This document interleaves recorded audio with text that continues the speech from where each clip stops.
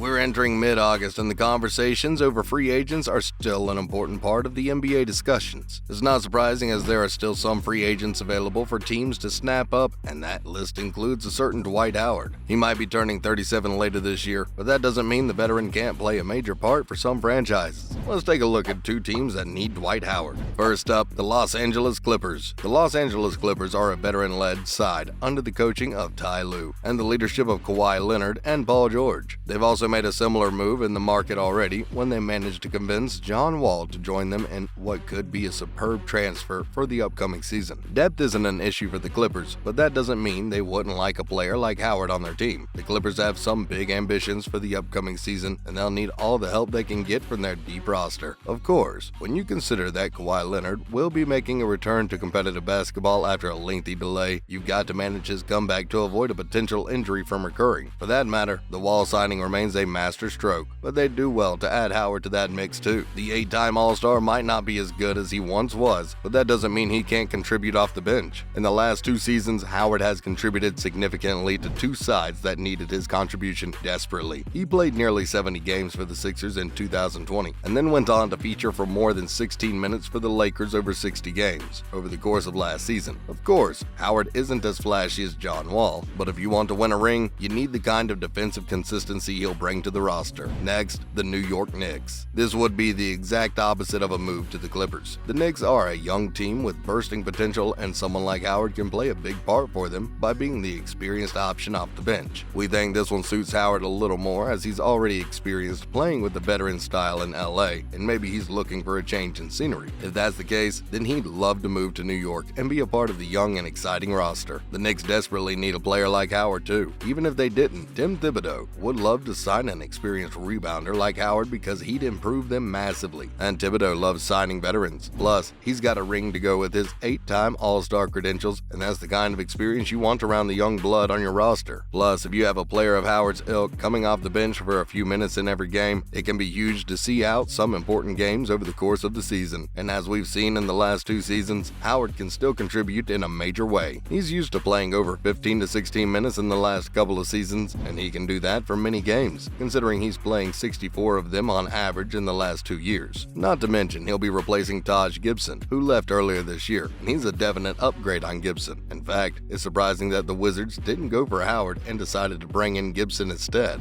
And what can Howard bring to his new side? Once considered the best center in the league, Dwight Howard has enjoyed a career that many others can only dream of. At 36, he's still playing at the highest level, and with time, he's managed to adjust to his team's needs and a smaller role given his age. He was an important part of the Lakers roster last year and managed to impress by playing for a team that was having an all-time terrible season. The 8-time All-Star still has so much to give apart from his experience, and whoever managed to land him this offseason would have signed a proper bargain. He may not be averaging over 16 points anymore, but that doesn't mean he can't do a job for most teams in the NBA. Howard, over the last couple of seasons, has averaged nearly 7 points per game, and considering he played just over a dozen minutes in most games, that's not bad for a player who will primarily be sorting out your defense. Similarly, his rebound percentage also fell massively in the last couple of years, especially at the Lakers, but that's something we feel can still be improved on in the upcoming season because the Lakers were just terrible. We don't think he'll be getting close to the dozen rebounds that he averaged over his career, but we're sure that he can average 7+ for his new team. Could even be close to 10s if he signs for the Clippers, and there should be a definite improvement even if he ends up playing for the Knicks. But perhaps the best thing he can bring to each of these rosters is his shot blocking ability, and that's an extremely underrated skill. In other news, starting with Dwight Howard's Hall of Fame prediction, talk about confidence. Then again, if we were Dwight Howard, we'd think the same, wouldn't you? Howard's had a storied career. He's won a ring and has been selected for the All-Stars 8 out of 8 times. His resume is second only to a handful of people during his time, and he's provided us with some fantastic moments over the years. Forget all of that, he's still playing at the highest level and managing to play nearly 70 games in 2 consecutive seasons in your mid to late 30s is seriously impressive.